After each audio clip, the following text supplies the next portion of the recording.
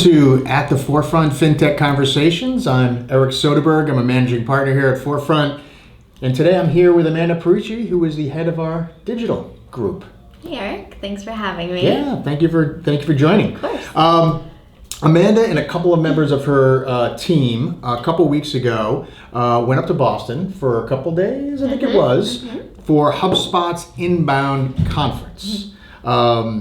Hugely valuable, certainly for Forefront. We learned a ton of stuff up there. And today we'd like to go through some of the key findings. We're going to talk a bit about LinkedIn ads. We're going to talk about event marketing. We're going to talk about social and customer experience. Yep. So again, welcome to the program, and tell me a little bit about LinkedIn. What did you learn about that? Sure. So, Inbound had a lot of great insights, so it's really hard to just pick three areas.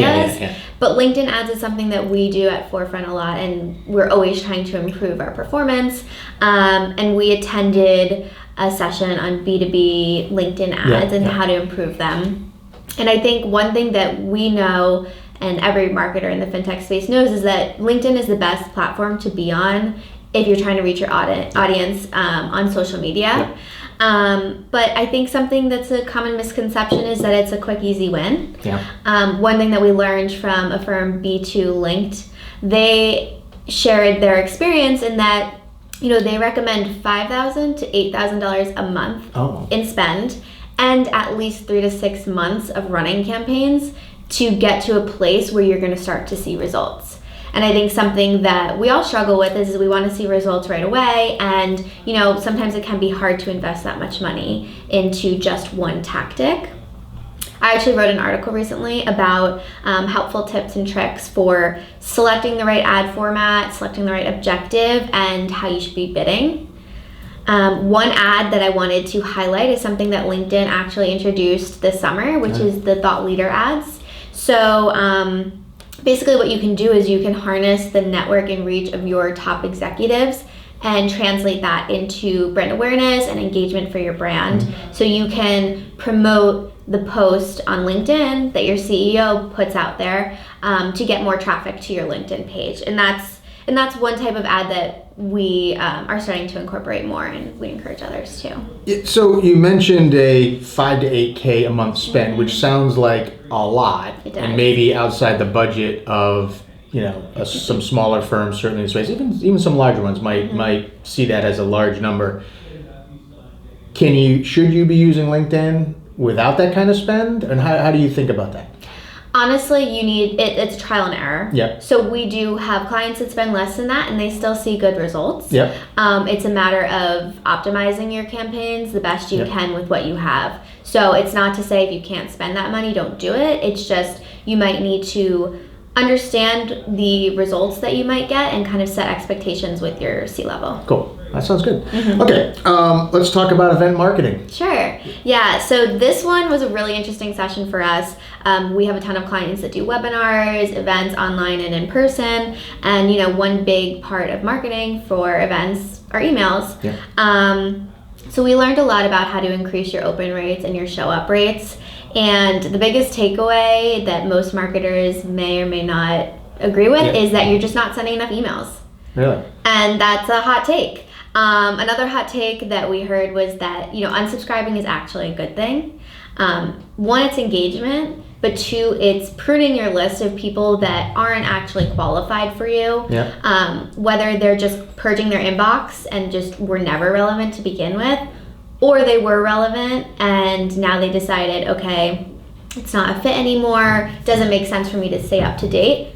Either way, you don't want either of those people on your list. You only want the people who are warm and who will convert. So it's actually a good thing. So I think that's something that marketers need to maybe help reposition. Let's talk now about our last topic here, social and customer experience. Sure. So one of the sessions we attended was about improving your customer's experience on social. And I think a lot of times B2Bs, fintechs, they just assume that our customers aren't really talking to us on social, and it's more so just to keep up brand awareness and put out your news. But there are opportunities to increase brand awareness by organically inserting yourself into conversations. So there's social monitoring, which is checking your mentions, checking your reposts, checking your comments, seeing who's engaging with you. Yeah. But then there's social listening, and this is something a lot of consumer brands do really well. If you're on TikTok, which I know you are, you can see a lot of brands that will comment on viral videos and get involved in the conversation. And that's something where B2B fintechs can do the same. They can be listening to these conversations on social, whether through technology or organically looking up keywords, and insert themselves and, maybe get in front of a few people who haven't thought about them before or didn't know about them. I think I'm seeing more of that, where even people commenting on posts of their competitors. So I'll see a salesperson or a CEO from a company not jump in negatively, but try and insert themselves, give some thoughts to raise awareness on other people's posts. I'm starting to see a lot more of that. I think this is maybe people have been doing this for a super long time, but I've just seen a lot more of that. Yeah, definitely. I think it's happened and people do it all the time. It's just a matter of the fintech space, maybe like the B2B space, getting more into it. That we'll see. What did you learn about the LinkedIn algorithm? Yeah, so recently this year they updated the algorithm, focusing less on the personal posts, more on thought leadership, valuable insights for people. There's a bit more in there, but one of the things that we learned at Inbound was that LinkedIn will penalize future social post reach based on previous social post engagement levels, which is highly important to know because you want to put out a regular cadence of social posts, but you don't want to put out posts that have little value that are not going to get a lot of engagement, because LinkedIn takes that into consideration when they decide if they're going to push your post out to 10 people or to 100 people. So you really want to be strategic about what you're posting. And how important is it? And I think I know the answer, but how important is it when you put out a social post to get your team engaged in that post? And does it matter if they like it or share it? And does it matter when they do it? Can you talk a little bit about that? Yeah, so the most critical time and most impactful time to have that engagement be high is shortly after posting it. Okay.